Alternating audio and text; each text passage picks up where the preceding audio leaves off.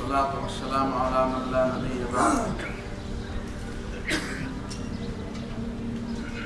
نند صلاح الدين أيوبي رحمه الله مبارك بس خبريته. صلاح الدين أيوبي دا تاريخ جدي دا سلجوقيانو دا تاريخ حصة سلاجقة ورته دا د عثماني ترکانو مخکې چې کله عباسي خلیفہ عباسي خلافت کمزور شو نو سلاجقه په دې علاقو باندې په دې شمالي علاقو باندې د هغې حکمراني راغله. د هغوی مشهور اخرنی بادشاه ملک شاه دغه زمانه کې 3 خلافتونه چلېده. یو مستنصر چې په دې مصر کې د خپل خلافت اعلان کړی دا فاطمیان په دې شیعهګانو کې مختلف ډلې دي. شیعهګانو کې دا زیدیه دي، دا فاطمیان دي پکې، دا اسماعیلیان دي پکې، قرامتیان دي پکې، مختلف قسمه فرقې دي پکې. نو دا فاطمی خلافت او مستنصر د خپل خلافت اعلان کړی او مصر دا خپل حصہ او مصر کې دا خپل خلافت په بغداد کې د عباسیانو خلافت هغه طرف ته انطاکیه او دا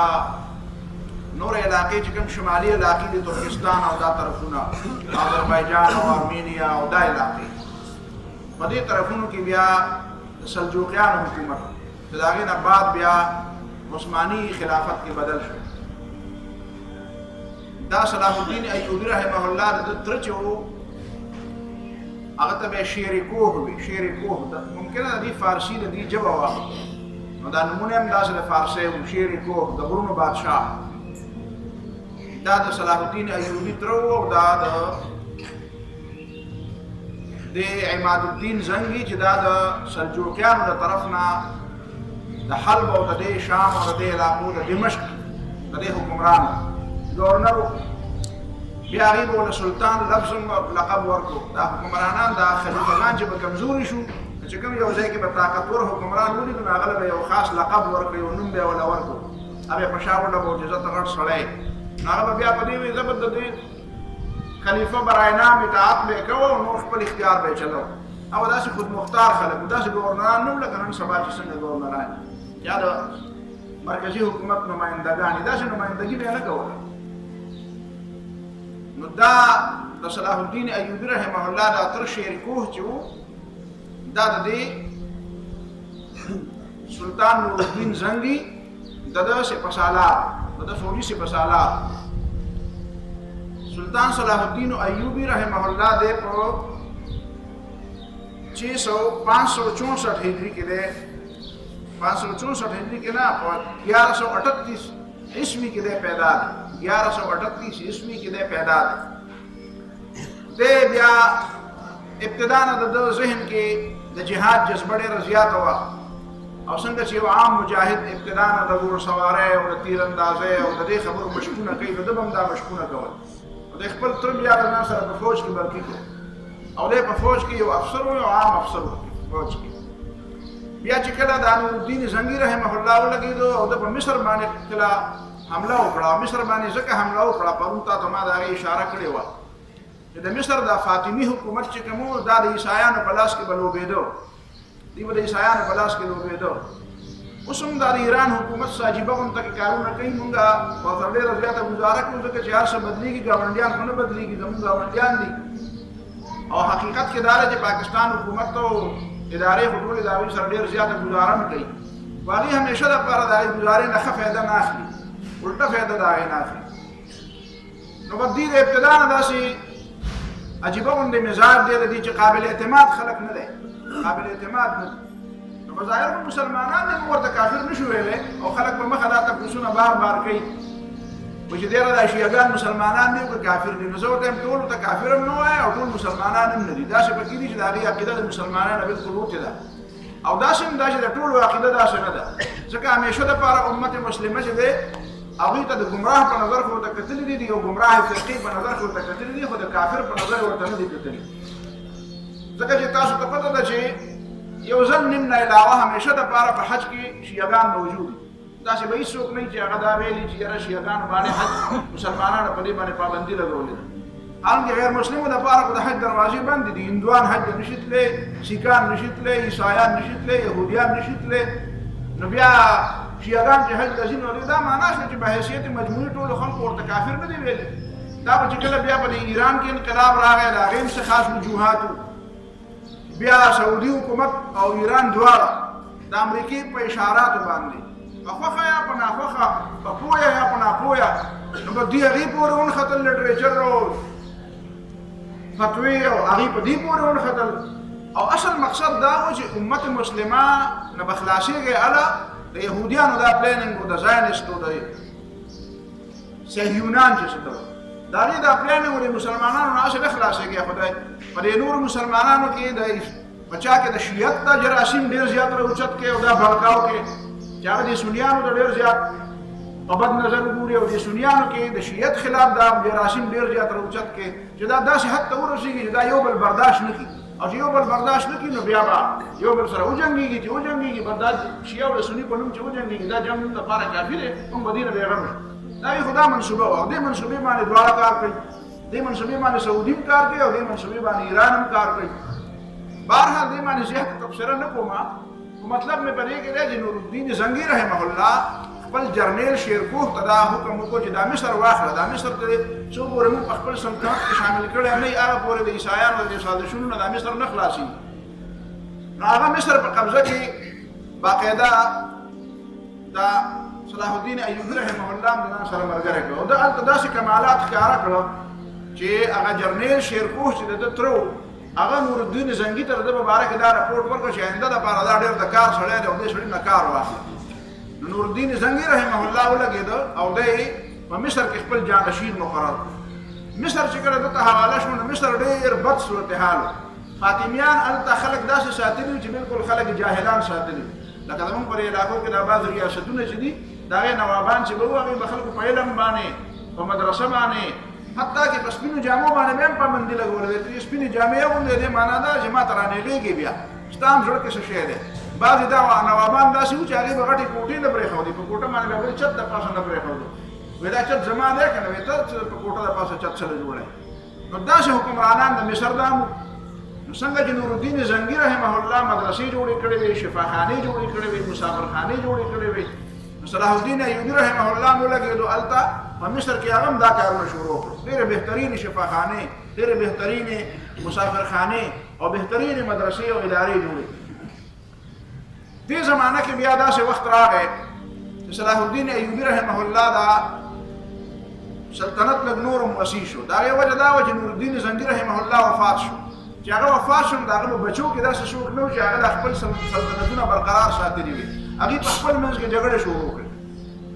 دا بل ورځ تاسو ته ما یو خبره کړې وه، دا سړی چې ډېر لوی سړی وي نو زموږ دماغ دا وي چې یاره د لوی سړي باندې به تنقید نه کوې، د هغه غلطی به نه وی، نو دې نه نقصانات جوړ شي. لکه نورالدین زنګي هم لوی سړی دی او صلاح الدین ایوبي هم لوی سړی دی، خو د دې باوجود د دې دواړو نه عظیمې دا غلطۍ شوي دي چې نورالدین زنګي رحمه الله چې وفات کېده نو څنګه چې د هغه زمانې د حکمرانانو د بادشاهیانو مزاج و، بس هغه مزاج نه هغه بار ته وتی نه و. ډېر لوی د دین خادم و، د الله تعالی د دین ډېر لوی سپایي و، ډېر متقي و، ډېر پرهیزګار و، ډېر نیک او صالح و، ډېر لوی مجاهد و. خو دا کمزوري پکې وه چې هلکه د دې بادشاهۍ د دې اصلاح طریقه پکار ده، د بادشاهي اصلاح پکار ده. په وړه سطحه باندې خو د دې خلافت د نظام لکه زه چې تاسو ګورئ نو زما د دې ټولو خبرو نه چې کومې بنیادي خبرې پکې زه کومه او کوشش دا کوم چې دا ورځې تېرېږي چې ستاسو ذهن کې دا ټولې خبرې راغلي. نو په هغې کې یوه خبره دا ده چې د مسلمانانو د کمزورۍ بنیادي چې کوم خرابي ده هغه دا ده چې د دې د خلافت دا نظام د دې نه ختم شو. مسلمانانو په مشوره باندې به امیر نه مقررېده، د مسلمانانو په مشوره باندې به دایي حکومت نه جوړېده او هغه سړی ډېر لوی سړی به لکه عمر بن عبدالعزیز رحمه الله چې چا دې غلطۍ ته او دې کمزورۍ ته توجه وکړه او د خپل ځان نه شروع وکړه.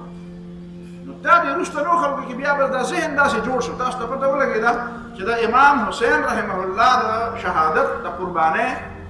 دارنګې د امام ابو حنیفه رحمه الله د علمي کارنامې، داسې د عمر بن عبدالعزیز رحمه الله د هغه تجدیدي کارنامو د هغې قدر به تا ته هله پته ولګي چې تا ته دا پته ولګي چې دا رستنی څومره لوی لوی خلک راځي، څومره پاک خلک راځي، څومره عظیم خلک راځي وبس هغه سلسله هغه ځای منقطع شو، بس هغه د خلافت هغه تصور هغه عوامو ته د دې خبرې اختیار ورکول چې تاسو په خپل باندې خپل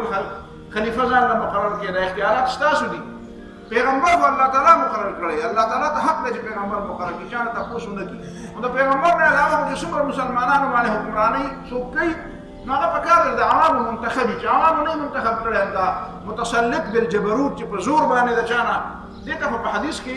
خیرې شوي دي، نبي علیه الصلاة والسلام ورته خیرې کړي دي چې کوم سړی زما د امت په سټ باندې د هغې د مرضۍ نه بغیر کښېني، نو هغه باندې الله تعالی د خپل رحمت نه لرې کړي. دې اصلاح چا نه کوله. نو دا نور الدین زنګي رحمه الله د دومره عظیم منصب باوجود چې کله دی بیا وفات کېده، نو د خپل حکومت په بچو کې تقسیم کړو چې بچي هغه قلعه ستا شو، هغه ستا شو، هغه علاقه ستا شوه. هغه ظاهره خبره ده چې هغه بیا د هغې اهلیت او صلاحیت ضروري لري، د پلار هغه صلاحیت دی بیا به بچي کې هم داسي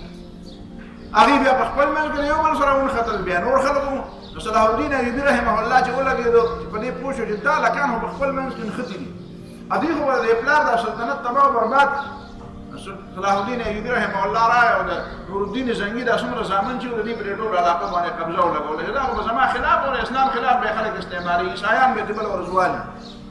نو هغه دا واخیسته. دغه شانې بیا د صلاح الدین ایوبي رحمه الله سره هم دا وشوه چې د هغه یو ورور او دوی زامن وو. هغه چې بیا وفات کېده، نو هغه خپل حکومت په خپل ورور او د دوو زامنو په منځ کې تقسیم کړو. د هغې نه بیا دا وشو چې صلاح الدین ایوبي د وفات نه بعد صرف 80 کاله دا حکومت چلېدو، او 80 کاله بعد بیا چې خاندان ممالک د عبید او ممالک چې ورته وي خاندان غلام دن پر هندوستان کې د خاندان غلامان یو حکومت راغلی، نو داسې هلته هم د خاندان غلامان یو حکومت راغی او 80 کاله بعد هغوی هغې باندې قبضه ولګوله. زما د خبرې مطلب دا دی چې دا هغه کمزورۍ دي چې د خلکو نه کېږي، او دې کمزورو ته به کمزورۍ ویل غواړي چې د چا کمزورۍ ته کمزوري نه وی، نو دې معنا دا دی ته به بیا مخکې درسته لار نه بیا به ته صحیح فیصله نه شي کولی، تا د فیصلې اختیار لاس ته راشي. بهرحال صلاح الدین ایوبي رحمه الله د مصر د اندروني اصلاحاتو نه بعد دا وکړه چې د نور الدین زنګي رحمه الله چې کوم پاتې شوی حکومت و هغې باندې قبضه ولګوله او هغې په خپل قلمرو کې شامل کړو. ټول شام، ټول حجاز، ټول مصر، فلسطین، دا ټول علاقې بیا د صلاح الدین ایوبي رحمه الله په حکومت کې راغلي او دا شامل شو. بیا داسې وشوه چې دا ټول علاقې چې کله د قبضه کړې، نو د 1182 په زمانه کې بیا د عیسایانو سره لږه روغه وکړه. عیسایانو ته پته ولګېده دا فلسطین خو د هغې په قبضه کې و، دا تمامي دا ګاډ فرې چې دی دا د فلسطین فاتح و، د مسلمانانو نه فلسطین اغوستی دی، بیت المقدس یې اغوستی دی، او بیا د ده حکومت ولته رینالډ چې دی، رینالډ یو انګریز جرنیل، دا د ده د فوجونو جرنیل و. صلاح الدین ایوبي رحمه الله د ده سره صلح وکړه چې ما او تا به یو بل نشي وړو، 4 کاله پورې به ما او تا یو بل نشي وړو، ته ما ته څه غږ مه کوه، زه به تا ته څه غږ نه کوم، زه تا نه چېړم ته به ما نه چېړې، بس زما د خپلو مسلمانانو سره کار دی. عام طور باندې تقریبا 8 کاله خواروشا صلاح الدین ایوبي رحمه الله د خپلو مسلمانانو راګیر کړی دی، ځکه چې هغې به سازشونه کول. دې زمانه کې یو 2-3 خبرې نورې هم راغلې وې. مثلا یو ډېره اهمه خبره په دې زمانه کې د حسن بن سبا تحریک و چې هغې ته سباییین وایي، هغې ته فداییین وایي، هغې ته حشیشیین وایي. حشیش خو چرسو ته وایي، خو آیا دا واقعي چرس به دې په خلکو باندې څکل او دا واقعي چرسیانو؟ د دې داسې ثبوتونه شته او که نشته، دا ځان له تاریخي مسله ده. خو دا حسن بن سبا یو داسې پراسرار غوندې شخصیت و. د ده د پلار سبا نوم نه، د ده د پلار سبا نوم نه و، دا ایراني النسل و، ایرانی و، دا عرب نه و، ده به ځان ته هسې عرب وی. دی پیدا په کوفه کې و، بیا د هغې نه بعد د ده پلار ولګېد او دی راوستو ایران ته. بنیادي طور دی د ایران نه تللي دي کوفې ته او د کوفې نه بیا ایران ته راغلي. د ده د پلار علي نوم و، خپل نوم د ده حسن و او د ده پلار علي نوم. خلک وایي د حشیشیین ورته په دې وجه وایي چې د الف تلفظ به خلکو سم نشي کولی، حسنیین به ورته وایي، د حسنیین په ځای باندې حشیشیین خلک جوړ کړو. دا یو داسې پراسرار سړی و چې انتهایي ذهین و. د فلکیات زده کړي وو، د نجوم زده کړي وو، د طب زده کړی وو، د جغرافیه زده کړې وه،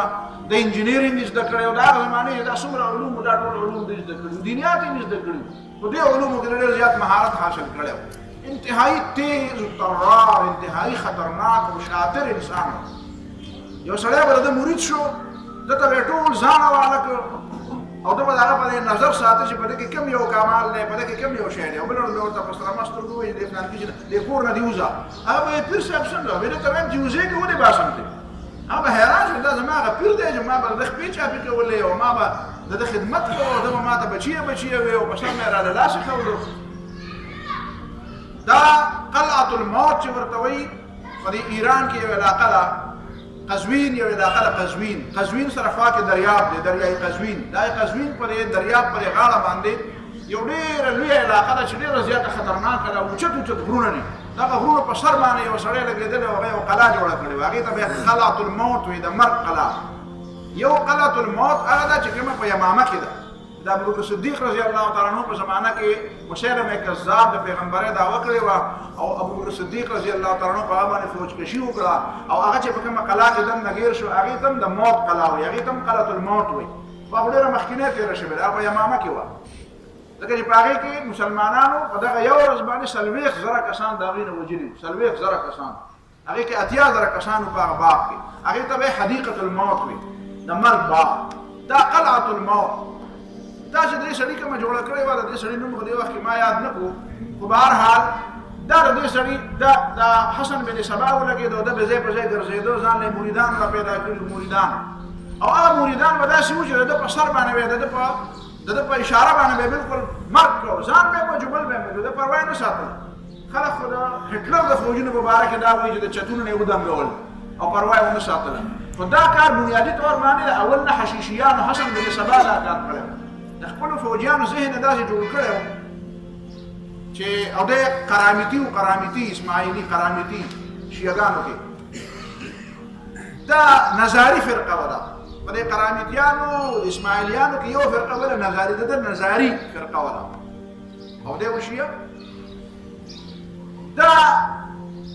ذهني طور داسې مجرم غوندې سړی و، یعنې ده کله کله د عیسایانو خلاف هم جنګونه کړي دي، بعض عیسایان هم وژلي دي. ده د ملک شاه وزیر اعظم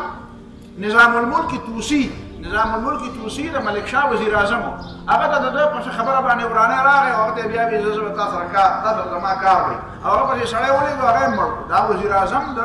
سلجوقي حکومت وزیر اعظم دا د په خپلو ملګرو باندې وژلی دی.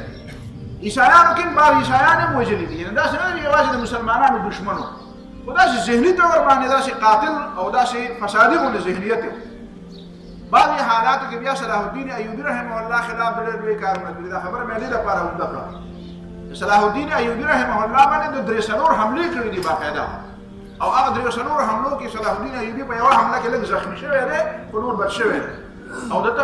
ده کسانو کې دا کمال و چې هغوی به داسې ټریننګ یې ورته ورکړی و چې هغه به سړي د مطلب ځای ته به ځان رسو. خنجرې به ورسره وي، خنجرې داسې تیرې خنجرې به ځان سره پټې ساتلې وي او دوستي او تعلق او پیسه به هم ورسره ډېره وه.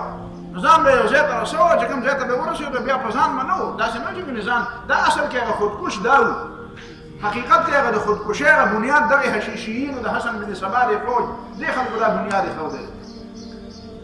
د ده د طرف نه به هم د حضرت صلاح الدین ایوبي رحمه الله ته ډېرې مسلې وې، ځکه د ده ډېر جرنیلان، د ده ډېر زیات ملګري، د ډېر قریبي خلک هغوی یې اخیستي دي او یا یې وژلي دي او هغه د ده خلاف کړي دي. بیا به صلاح الدین ایوبي رحمه الله ولګېدو، په هغه باندې به شکمن شو. د ده لپاره د جاسوسۍ یو ډېر زبردست نظام و. علي بن سفیان د ده یو ډېر قابل اعتماد ملګری و او هغه د خپل انټلیجنس سربراه مقرر کړی او هغه هم ډېر د کار سړی و، ډېر ذهین سړی و. هغه د ده سترګې وې، ده به ورته وایي ته زما سترګې. هغه به ټول وطن کې معلومات کول، چې هغه به ده ته وایي دا د فلانکۍ جرنیل او د فلانکۍ سړی او د فلانکۍ مصاحب او د فلانکۍ ستا دوست، وایي دا خو حشیشیانو اخیستی دی، دا عیسایانو اخیستی دی، دی په دې دوکه کړو. هغه زمانه کې بیا دا دواړه طرفونو ته چې یو طرف ته حشیشیینو دا کار کوو، هغې د خپل شوق لپاره کوو. بس د هغې مزاج دا و چې مونږ په دنیا کې یو دهشت خو حقیقت کې دهشتګرد دغه خلک وو، او بل طرف ته عیسایانو او بل طرف ته یهودیانو. هغې پیسې هم چلولې، هغې یهودیانو به باقاعده خپلو بچو ته وې، لوڼو ته به یې وې ښایسته جینکۍ به یې کتلې، ورته به یې د خپل مذهب او د خپل دین لپاره خپل ژوند تباه کړه، بس ژوند برباد کړه. او ته به خپل ژوند تا ته چې کوم کار کاس کولی شي، بس دا کاس به ستا وي، ستا ژوند ته به ژوند کې نور ارمانونه پرېږده. نو هغې به بیا به خلکو شرابونه څښل او ظاهره خبره ده چې جوانانو کې خو دا کمزوري خو الله تعالی فطري ښه وې که نه چې ستا وږی یو ډوډۍ درته مخامخ پرته او تا ته څوک وایي چې مه خورم، ته به لازمن صلی الله علیه وسلم طریقې به لټوې چې هغې ډوډۍ ته ځان ورسوې. د ډېرو خلکو بچي د ډېر جرنیلان هغه په دې جنکو باندې ګمراه کړل، په شرابو به یې راواړول، په دې عیشونو به یې راواړول. دا صلاح الدین ایوبي رحمه الله ته دا ډېره زیاته مسله وه. هغه قلعه قلعة الموت خبره مې کوله، د هغې خوا کې د ډېره واچوله، هغه ناقابل تسخیر و. هغه صرف بیا چنګیز خان زوی هلاکو ته واقع بیا هلاکو خان چې کله په بغداد باندې راغی او د ایران او د علاقې ووالې او مصر طرف ته روان و، نو په دې شا دغه کې دا رودباري ورته وایي، رودباري علاقه ده، دا د قزوین په خوا کې دا علاقه چې کومه ده قزوین، دا د ایران علاقې دي. نو دا علاقه بیا صرف هلاکو خان قبضه کړه، دا قلعه بل چا نه شوه قبضه کولی. دا قلعه په خوا کې ده دلته ځان له جونګړه جوړه کړه د حسن بن صباح، او دا قلعه نه چې کوم خلک به راتلل هغه ټول مریدان کړل. اخر د قلعه هغه مالک و هغه مرید کړو، او بیا اخر کې ورته وایي ستا دې قلعه ته سیل لازم. هغه ورته وایي راشه ته خو زما پیر یې سیل وکړه، چې لاړل ته سیل له ورغی، هغه ته وایي د قلعه نه وځه، بستره مستره دې تړه. هغه وایي دا ګنې ګپ لګوي، څنګه وینا درته وایم چې زه یې که ودې باسم. نو بس هغه به یک بیني دو ګوش، هغه د هغه ځای نه وویستو او په قلعه باندې قبضه ولګوله. او خلکو دا ویلي دي، اروپیان هم دا خبرې کوي، د موږ مسلمانان هم دا خبرې کوي چې په دغه قلعه کې د باقاعده یو جنت جوړ کړی، یو باغ یې جوړ کړی. هغه باغ کې د ده څومره وس کېده، نو نیرونه او باغونه او میوې او لکان او جنکۍ او دا او فلان او شرابونه او دا. خلک به ذهینان، خلک به خوا و شا کې کتل، هغه به جوانان داسې د 12 سال نه واله د 20 ساله پورې، 12-13 سال نه واله 20 ساله پورې هلکان به کتل چې دا ډېر زیات ذهینان هلکان یې تیار کړه. هغه به یې اغوا کول او دغه قلعه ته به یې بوتلل، د هغې به یو خاص ذهن جوړاوه، هغې باندې به یې چرسونه څکل، هغې باندې به یو خاص قسمه سبقونه به یې ورته ویل، یو خاص قسمه ترانې به یې ورته ویلې، یو خاص قسمه ذهني تربیت به یې د هغې کو. بس هغې به بیا په یو خاص مزاج د هغې تربیت جوړ شوی و. دې خو دا وایي چې هغه به شراب او حشیش او دا به یې ورله ورکړو، په نشه کې به یې بیا دغې باغ ته بوتلو، هلته کې به یې په مزو عادت کړو، بیا به یې ورله نشه ورکړه، بیا به یې راویستو، وایي به ته کوم ځای وې؟ زه فلانکي ځای کې وم، زه خو بادشاه وم، هلته خو بادشاهي وه، هلته خو دا مزې وې. وایي هغه بادشاهي دې نه دې صلاح الدین ایوبي اخیستې ده، ستا د پلار هم داسې بادشاهي وه، ستا هم داسې بادشاهي وه، او لاړ شه دا سړی مړ کړه، نو بیا دا بادشاهي به تا له دوباره بېرته در. نو بس هغه به بیا نه په ځان او په جیانو بس هغه به ورتلو او وجل به یې کول. صلاح الدین ایوبي رحمه الله ته د دین هم دا مسله وه. صلاح الدین ایوبي رحمه الله ته د دې یهودیانو د دې سازشونو نه او د دې د دې تدبیرونو نه چې هغې به دا د جنکو په رنګ کې او د شرابو په رنګ کې او د رشوتونو په رنګ کې او د سازشونو په رنګ کې کوم دا مختلف قسمه دا چومک او دا کارونه به خپل مسلمانان به د دې شکار کېدل. صلاح الدین ایوبي رحمه الله د دې ریناټ سره د 4 کالو دپاره یو معاهده وکړه چې لکه زه د خپلو خلکو نه وزګار نه یم او ته زما نه بېغمه شه، زه ستا نه بېغمه یم. نو معاهده یې وکړه. هلته دا ریناټ چې کوم ده دا سوچ وکړه چې دا سړی خو واقعي په خپلو مسلمانانو کې ګیر دی. نو هغه روان شو خفیه ته ورباندې او حجاز باندې حمله وکړه، او صلاح الدین ایوبي ته جاسوسانو دا اطلاع ورکړه چې هغه خو په مدینه منوره باندې د حملې اراده لري. دا بیا 1187 کې جولای میاشت وه. صلاح الدین ایوبي رحمه الله خپل فوجونه راجمع کړل او دا یې حطین یو ځای دی، حطین د شام علاقه ده، دی بلکل د حجاز دا شام او حجاز یو بل سره نږدې لګېدلي. دا مدینه منورې نه چې ته د شام طرف ته ځې که نه د تبوک علاقې ته، دا تبوک علاقه بلکل شام سره لګېدلې ده، بلکې دا د پخوا نه دا تبوک په شام کې شامل ده. نو دې علاقه کې حطین یو ځای دی، په هغه ځای کې د صلاح الدین ایوبي رحمه الله او د دې ریناټ د فوجونو مقابله وشوه او ډېره سخته مقابله وشوه. په هغې کې صلاح الدین ایوبي رحمه الله یو خاص تکنیک اختیار کړو، داسې څه یو دغه یې جوړه کړې وه، داسې څه یو څه ورته ویلی کېږي، یو آرټیفیشل یو مصنوعي غونته کې داسې څه پوډر غوندې ده جوړ کړي وو چې هغه په کومې علاقه باندې ورویشتل او څومره علاقې ته به دا ورسېدل، نو هغه علاقې به اور اخیسته. لکه دا نن سبا چې داسې بمونه داسې دي دا واچي نو هغه ټول علاقه کې اور اچوي. صلاح الدین ایوبي رحمه الله فوجونه خو کم وو، ظاهره خبره ده دغه فوجونه ډېر زیات وو. هغه زیاتو فوجونو مقابله د دې انداز کې وکړه چې دا د ده سره د صلیبیانو سره اولنۍ مقابله وه. نو ده د دې پوډرو نه دا کار واخیسته چې په یو علاقه کې یو داسې نظام برابر کړو، نو د هغه تقریبا 30,000 فوجونه خو د هغې اور د وجې نه مړه شي. او بیا چې کله اور د وجې نه ډېر لوی افراتفري را پیدا شوه، نو صلاح الدین ایوبي بیا د عامې حملې حکم وکړو، نو تقریبا ډېر خلک د هغې ووژلی شو، 30,000 کسان دینه نه قدم په لاس راغله. دغه موقع د صلاح الدین ایوبي په ذهن کې دا راغله چې اوس د دې بیت المقدس د فتح کولو موقع ده. زما پروګرام د ده پروګرام به ورته څه کېدی چې د 4 کاله وروستو لکه د ده ویل چې دا ټوله علاقه را برابره کړم، د هغې نه بعد به بیت المقدس باندې بیا ورځم. خو د ریناټ د بداهدۍ چې دی هغه دغه دا موقع ورکړه او رینالډ ګرفتار شو او ډېر زیات ملتونه وکړه ما نه غلطي شوې ده او بس داسې او ته خو ما ورور یې او فلان او ډینګ او بل صلاح الدین ایوبي ورته وایي چې نه یوازې دا نه چې تا د ما سره دوکه کړې ده بلکې تا په باره کې ما ته دا اطلاع راغلی ده چې تا د رسول الله صلی الله علیه وسلم په حق کې ګستاخي کړې ده نو دا دوه خبرې چې دي دا دواړه معاف کېدو والا دي یوه خبره وایي دا اولنۍ خبره وایي نو کېدای شي ما ته معاف کړی خو دا دویمه خبره چې تا د نبي علیه صلات وسلام په شان کې دی چې کله د حجاز ته روانېده نو په دغه وخت کې داسې شعرونه میرونه ویلي وو او وایي چې دا د دوی دا پیغمبر چې دی ته به ورته دا پته ولګومه چې د دې څومره حیثیت دی او دا دی او دا دی نعوذ بالله من ذلک دا ګډې وډې دې ویلې هغه ګډې وډې صلاح الدین ایوبي رحمه الله ته را رسېدلې وي نو هغه ورته وایي چې دا د پیغمبر په شان کې چې د کومه ګستاخي کړې دا خو تا دپاره قابل معافي نه ده نو هغه یې مړ کړ او د هغه د وجې نه د هغه ټول فوجونه تتر بتر شو او صلاح الدین ایوبي رحمه الله ډېر په تیزۍ باندې راغی او د فلسطین محاصره یې وکړه شپږ ورځې یا اووه ورځې دا محاصره جاري وه او په دغه 1187 کې 2 اکتوبر 1187 کې واپس صلاح الدین ایوبي رحمه الله فلسطین قبضه کړ دوباره او بیا چې فلسطین یې قبضه کړ نو بیا یې خلکو ته وایي چې تاسو بس اوسېږئ دلته کې او که ځئ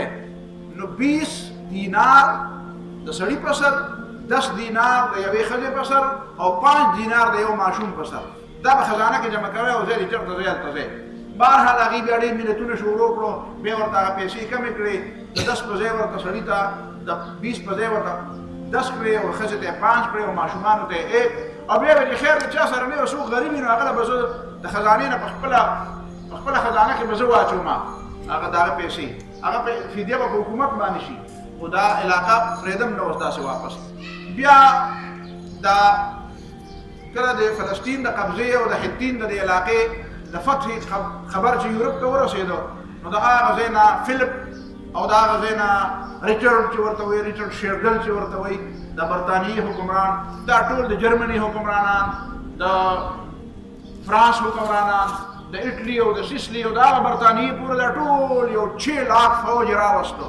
او راله دلته فلسطین ته او بیا په فلسطین باندې چې دوی راته نو عکه نامې اولنۍ بندرګاه وه دوی په سمندر په لاره باندې راغله نو دا عکه چې کومه بندرګاه ده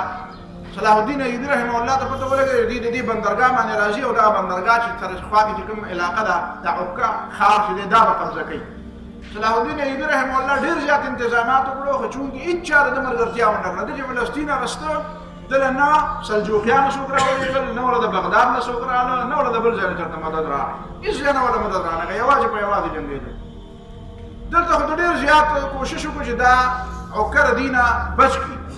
خو آخر کار هغې تقریبا څه لږ خلک نه وو دلته تقریبا په یو جنګ کې په یو ورځ کې به یې د 10 زره مړه کول وجل به و هغې له به مسلسل نور خلک را روان مسلسل به نور را روان یورپ والا هلته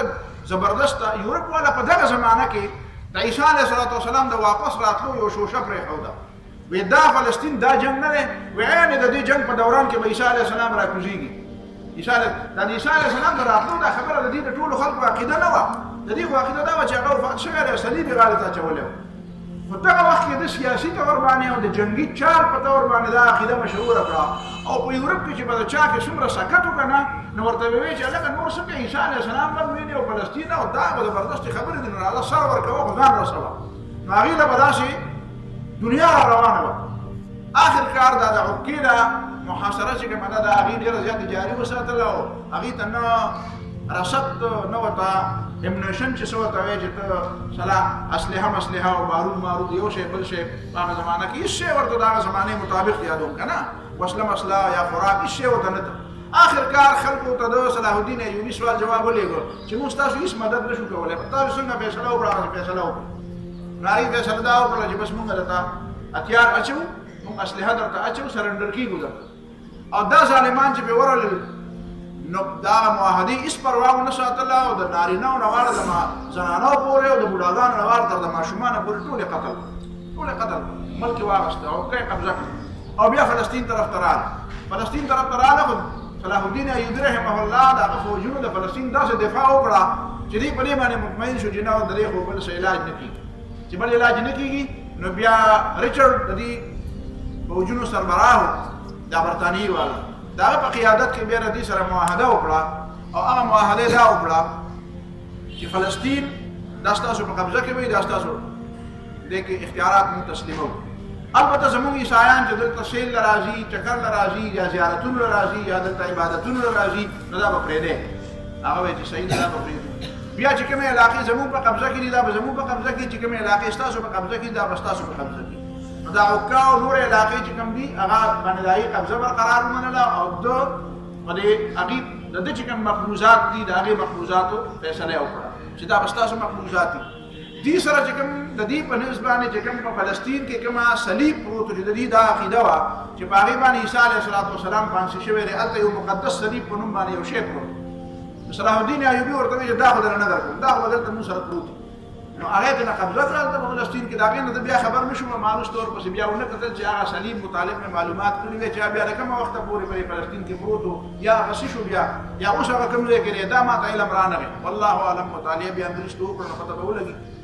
خو به هر حال په دې باندې بیا صلح وشوه او صلاح الدین ایوبي رحمه الله چې څو پورې بیا ژوندی و نو دا فوجونه بیا واپس نه راغلل. بیا د صلاح الدین ایوبي رحمه الله د مرګ نه بعد هغه چې بیا کله حکمرانانو نو بیا دا فوجونه بیا بار راغلي دي. دا صلیبي جنګونه چې تاسو ګورئ کله نو د صلاح الدین ایوبي رحمه الله د ژونده پورې خو دا خبره داسې نه وه. د هغه د ژونده پورې خو بیا دوی واپس نه دي راغلي. ته پته وه چې د دې سړي نه مونږ ګټه نه شو کولی. خو چې کله دی بیا وفات شو نو د هغې نه بعد بیا د انطاکیې نه نیولې بیا مسلسل راتله او کله په یو ځای باندې حمله کړې، کله په بل ځای باندې حمله کړې، کله یو ځای اخیستی، کله بل ځای اخیستی. البته د صلاح الدین ایوبي رحمه الله رور الملک العادل چې کله پورې ژوندی و نو هغه کې هم د خپل رور په شانتې خوی و. نو هغه هم دا ډول ځکه چې په دې زمانه کې یو ځل داسې هم شوې ده چې دې فلسطین ته بیا هم تقریبا قریب راغلی دی الملک العادل په زمانه کې د صلاح الدین ایوبي رحمه الله د وفات نه بعد د رور په زمانه کې بیا دې فلسطین ته واپس راغلی او د بیا تنبولي دي. خو بیا چې کله دایم وفات شو بیا د دې بچو صلاح الدین ایوبي رحمه الله د بچو زمانه رااله نو هغې بیرته زړور شو. چې بیرته زړور شو نو بیا به اکا دوکا حملې کولې. لیکن به هر حال فلسطین او دا شام او دا علاقې د صلاح الدین ایوبي رحمه الله نه نیولې د تقریبا د 1917 پورې د جنگ عظیم اوله پورې دا بیا د مسلمانانو سره وي تقریبا 761 ساله پورې 961 کلونو پورې بیا دا مسلمانانو سره دا فلسطین او دا قبله بیت المقدس وو. په 1917 کې بیا چې کله جنگ عظیم اول وشو نو انګریزانو چې کله فلسطین او دا علاقې واغستې ښکاره خبره ده چې تاسو ته پته ده چې دا د ترکي سره دا علاقې وي. ترکي په دې وجه باندې کمزوری شو چې یو طرف ته خو دوی له په دې جنګ عظیم اول کې د جرمني د حمایت نه پکار په څه وجه یې وکړو مجبورن یې وکړو. دا داسې نه ده چې هغې د جرمني حمایت چې دی هغه په خپل اختیار باندې کړی دی. ځینې خلک وایي چې دا د مجبورۍ نه یې کړی. خو به هر حال عربو بیا د هغې مخالفت شروع کړو. عربو ولې مخالفت شروع کړو؟ انګریزانو په عربو کې خپل ایجنټان را پیدا کړل. دا د مکې معظمې چې کوم شریف مکه چې دی چې بیا د اولاد د چاته اردن والا کړه د اردن شاه حسین او شاه حسن چې کوم دا د شریف حسن اولاد بیا دي چونګې د انګریزانو ډېر زیات قدر او قیمت خیال کړی و. د هغې انګریزانو ډېر زیات خدمت کړی و. د ترکیانو خلاف ډېر لوی بغاوت کړی و. د ترکیانو د فوجونو خلاف ډېر بغاوت کړی و. د عربو او د عجمو یو شوشۍ پرېښولې وه چې یاره موږ عرب یو، حجاز د عربو علاقه ده، ترکیان پر دې باندې څنګه حکومت کوي؟ ترکیانو ورته بیا د حجاز همدا د مدینه منوره او مکه معظمه ورته همداسې بغیر جنګ نه پرېښود چې یاره موږ پر حرمینو کې جنګ کول نه غواړو، به تاسو یعنې تاسو مسلمانان یې تاسو یې والئ. لهذا انګریزانو بیا هغوی دپاره دا دوی ته د ښکاره خبره ده چې کله مسلمانان عرب او عجم په خپل منځ کې وجنګول نو بیا خو هغې علاقه واغسته. بیا د 1917 نه د 1948 پورې دلته د انګریزانو په قیادت کې حتی کې د چین او د روس په ملګرتیا، حتی کې د امریکې او د نور یورپي ملکونو په ملګرتیا هغې اسم د یورپیان اسم د یهودیانو نه تنګ و. د یورپیان د یهودیانو نه تنګ و دا ځان له موضوع ده ځکه د یهودیان داسې قوم دی د دې په دوستۍ د دې په ملګرتیا د دې په تعلق اعتماد نه کېږي. نو دا په سلونو کالو راسې هلته اوسېدل او هلته به هغې مخه به یې ډبول را ډبول. دا غرناطه د مسلمانانو مرکز دی. په هغې کې دې ته یو قسم آرام ملاو کني. نو حقیقت کې دا چا پرېښودل نه هلته چې لږه غونې وبا به راغله، طوفان به راغی، سیلاب به راغی، هر چا به وي دا یهودیان ډېر زیات پلید قوم دی، دا د دې ونه راغی. نو هر سړی به ورته د یهودي نه به یې غرب تېرو. نو د دې اسم دا خوښ نه و او یهودیانو ته هم دا احساس و چې زموږ هم وطن نشته. نو نو هغې ته هم یو ځای پکار و د هغې د مخکې نه پلانینګ هم دا و چې موږ ته دا فلسطین پکار دی دا زموږ ابایي وطن دی دی یا نه بیا جدا مسله ده نو هغوی ولګېده د دې انګریزانو په قیادت کې هغې دلته ځمکې اخیستل شروع کړه ځمکې اخیستل شروع کړه د مسلمانانو نه بیا دا ځمکې اخیستې وکړه څومره قیمت مومانګې قیمت چې څومره پیسې به ورته هغې ویلې بیا دا شړې ځمکې دي تاسو په څه کوئ او د عربو مسلمانانو د هغه وخت کې د ذهن نه کار وانغستو د عقل نه کار وانغستو نو ځمکې به یې په دې باندې خرڅولې آخر 1948 زمانه چې راغله نو هلته کې باقاعده یو جنګ وشو د یهودیانو او د عربو په منځ کې د یهودیانو په شا باندې یوازې د ټول یورپ دولت و د امریکې او د برطانیې او د باقي ټولو دنیا دولت هم او هغې سره اسلحې هم وې علاقې واغستې بین الاقوامي په هغه زمانه کې یو دغه څه ورته وایي د یونایټډ نیشن خو نه و خو لیګ آف نیشن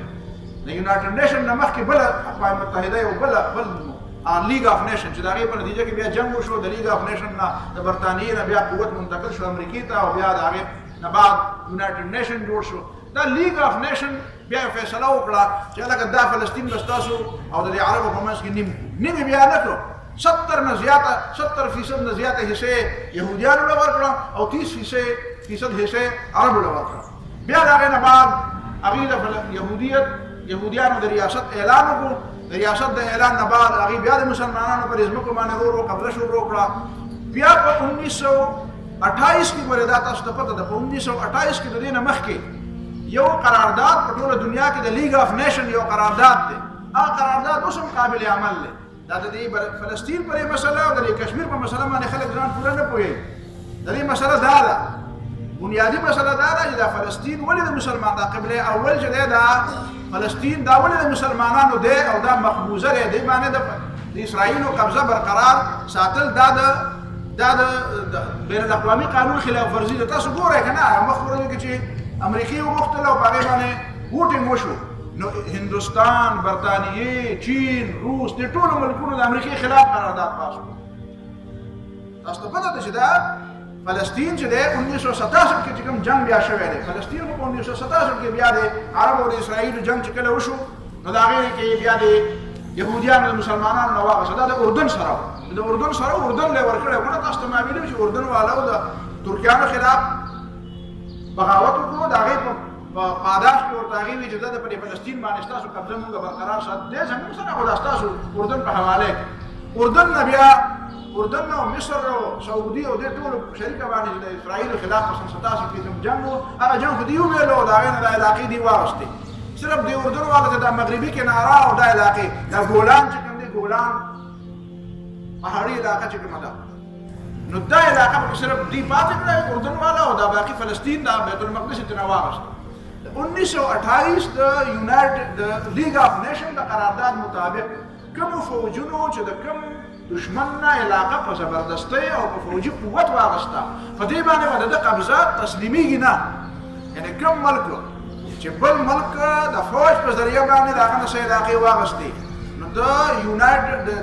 لیګ آف نیشن د 1928 قرارداد دا وایي چې دا قبضه به بین الاقوامي طور باندې نه تسلیمیږي هغه علاقه به مقبوضه بللی کېږي دې ته به مقبوضه ویلی کېږي لکه کشمیر چې دا د فوجونو په ذریعه باندې انډیا قبضه کړې دا د انډیا حصه نه ده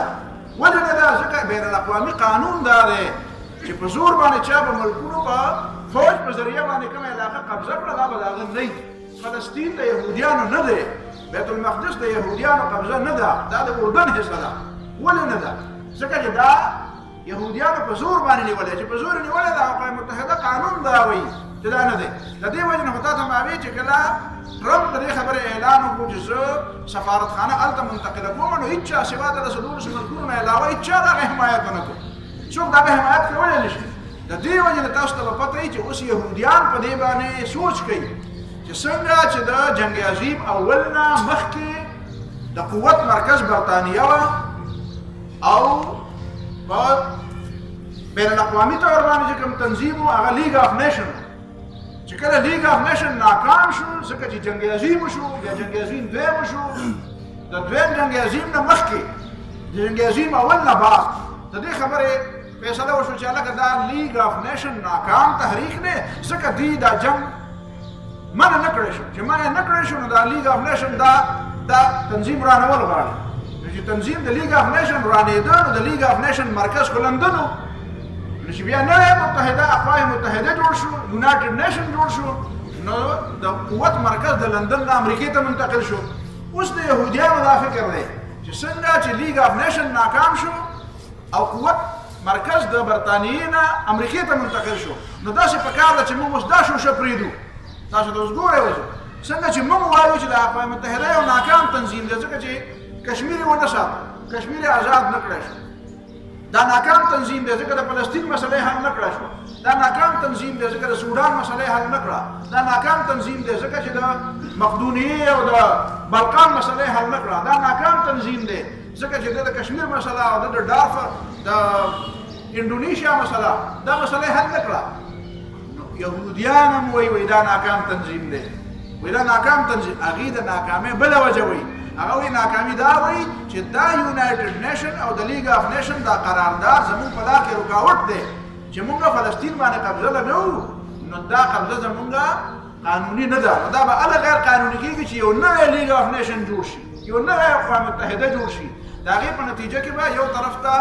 دا قوت د امریکې نه اسرائیلو ته منتقل شي، د ډالر نه د اسرائیلو کرنسۍ ته منتقل شي او اقوام متحده نوی اقوام متحده چې راشي د هغې مرکز به بیا تل ابیب وي. نو بیا به زموږ په لاس کې اختیارات چې کوم قوانین موږ ته منظور دي نو دا به منظور وي او چې کوم نامنظور دي نو دا به نامنظور وي. او د ګریټر اسرائیل دپاره چې کوم هغوی منصوبه ده نو هغه منصوبه به دوی مخکې راولي. تاسو په خبره پوهېږئ د هغوی د ګریټر اسرائیل چې اسرائیل به دومره عظیم تر اسرائیل چې پای کې نعوذ بالله پای کې مصر، پای کې ټول شام، پای کې ټول اردن، پای کې ټول فلسطین، پای کې ټول حجاز، مدینه منوره، نعوذ بالله دا به عراق، د عراق کافي حصې، دا د ترکیې حصې، د ترکیې چې د عراق سره کومې علاقې میلاو دي دا پکې شامل دي. عراق پکې شامل دی، فلسطین او شام پکې شامل دی، مصر پکې شامل دی، حجاز پکې شامل دی، مدینه منوره پکې شامله ده. دې ګوادره پورې هغوی دا د اسرائیلو دا د ګریټر اسرائیل د دې ګوادره پورې هغوی د راویسي کولو منصوبه ده. تاسو ته پته ده هغوی پلانینګ دا دی چې هغه وایي چې دا د عربو حکمرانان ټول زموږ ملګري دي. محمد بن سلمان هغه د هغه په لار کې رکاوټ نه دی. امارات متحده عرب امارات والا چې ابو زبیر والا حکمرانان خو د هغوی په لاس کې لوبېږي مکمل، د هغوی په لاس کې مکمل لوبېږي. نو هغه وایي چې دا ټول زموږ سره دي. نو موږ ته د دې اسرائیل نه ګوادره پورې روډ جوړول، د دې دپاره ټریک جوړول، باقاعده ریلګاډه راوستل، بالکل زموږ د سرحد نه راځي، موږ ته مخامخ راځي. هغوی ته دا پته ده چې په دنیا کې دا د مسلمانانو قوت پاکستان دی چې دې کې د لشه ده په دې خلکو کې لږ ایماني غیرت دی پکې. زموږ په خوا کې افغانستان دی چې په دې کې ایماني غیرت دی. دا طالبانو د افغانستان چې اوسه پورې دا کومه کارنامې وکړې، دا روسیه د امریکایانو پرې پوزه کې دا پیزمان اچولی دی او ګډۍ یې او هغوی د دې په مقابله کې خبره نشي کولی. دا مذاکرات چې کوي هغوی د دې خبرې جواب نشي کولی. او دا څنګه پټکي والي دي او ګیرې پرېښودي ساده ساده خلک دی. موږ چې دا په خبرو نه پوهېږي او داسې خبرې کوي د دې خبرو جواب موږ سره نه وي. دا صورتحال هغوی ګوري، هغوی تاله هم کار ګوري، افغانیانو له هم کار ګوري، مجاهدینو له هم کار ګوري، ټولې دنیا مسلمانانو له کار ګوري. او عرب یې په لاس کې دي، د عربو دولت یې په لاس کې دی. امریکا هغوی نه مخکې نه هغې ډډه کړې ده، سوری کړې ده. په امریکا کې 99% چې څومره اداري دي د هغې ټول سربراهان هغه یهودیان دي یا د یهودیانو په لاس کې لوبېدونکي خلک دي. دا ټرمپ چې راوستو تاسو به ګورئ که نه، دا د عقل نه خلاص سړی دی، دغه څه پوهه نشته، دغه څه ویژن نشته. ما داسې یو شډل بډل سړی دی چې هغه په کومه باندې ورشي په هغې باندې ورځي. او تعلقات یې داسې جوړ کړي د زوم دی جیراد کوشنر، هغه د محمد بن سلمان کلاس پیلو دی. نو هغه چې کوم کار او یهودي دی باقاعده مکمل هغه نسلي یهودي دی او د زوم دی د ټرمپ. نو هغه چې کوم کارونه په سعودي باندې کوي نو د دې زوم په ذریعه باندې کوي او هغه زوم محمد بن سلمان ته وایي. محمد بن سلمان خو د هغه په لاس کې بالکل ګناهګار دی. دا هغه صورتحال دی چې صلاح الدین ایوبي رحمه الله کوم فلسطین موږ ته پرېښودی و. موږ د خپلې نارایقۍ په وجه باندې د عربو د عجمو په جګړې په بنیاد باندې یو بل د لاس ورکولو په ځای د یو بل د خپې راښکلو په بنیاد باندې هغه علاقې موږ ټولې د لاس نه ورکړې. او اوس د دې خبرې خطره ده چې حرم بیت المقدس خو بیت المقدس دی، د هغې د ازادولو خبرې خو لا یو طرف ته کا خو د هغې په ذهن کې دا ده چې اوس د حرمین هم زموږ په لاس کې دي او حقیقت کې هغه زموږ په لاس کې دي. خو موږ صرف د دې اعلان پاتې دی چې موږ پرې ورشو او خدای دې هغه وخت نه راولي چې د سعودي حکمرانان د خپل ځان د تحفظ دپاره خو په لکونو فوج ساتي خو د یهودیانو د تحفظ د سره سوچ هم نه کوي. هغه یهودي ته دشمن نه وایي د سر نه، هغه ایران ته دشمن وایي. هغه ته په دماغ کې دا کېنولې ده چې د سعودي دشمن ایران دی او ایران ته په دماغ کې دا کېنولې ده چې ستا دشمن عرب دی او چې کله امریکایانو ته مزید نوې اسلحه راوړي او زړې اسلحې دپاره ورته ډیران ضرورت شي نو سعودي ته وایي پیسې راکړه دا ډیران ستا ته دغه ته درول نو هغې ته ډیران ضرورت دي اسلحه ورته چې ته ور واچو او دې نه د هغې په ځای باندې یو پلس زیاته پیسې والي او هغه راوړي دلته ډمپ کړي دلته او دې عقل کار نه کوي چې دا شی د کومه حده پورې به دا چلېږي د دشمن نه ته په چاپلوسۍ نه خلاصېږي ټرمپ راغلی او دلته محمد بن سلمان او شاه سلمان والا د اربونو ډالرو تحفې ورکړي هغه تحفو هغه لست تاسو ته معلوم دی تورې وله ورکړې په هغې باندې وله نومونه مجسمې جوړې کړې وله د امریکې چې کوم د ازادۍ مجسمه ولاړه ده په نیویارک او واشنګټن په چوکونو کې هغه مجسمه د سرو زرو نه جوړه کړه بت پرستي وکړه بوتان یې جوړ کړه هغې وله په تحفه کې ورکړه اتیا دي او که څو ګړی د شل دي که اتیا ګړی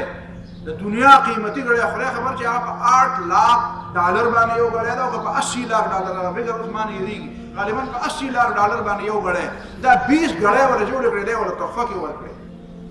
او بیا د هغه لور له او د هغه ښځې له او د هغه بچو له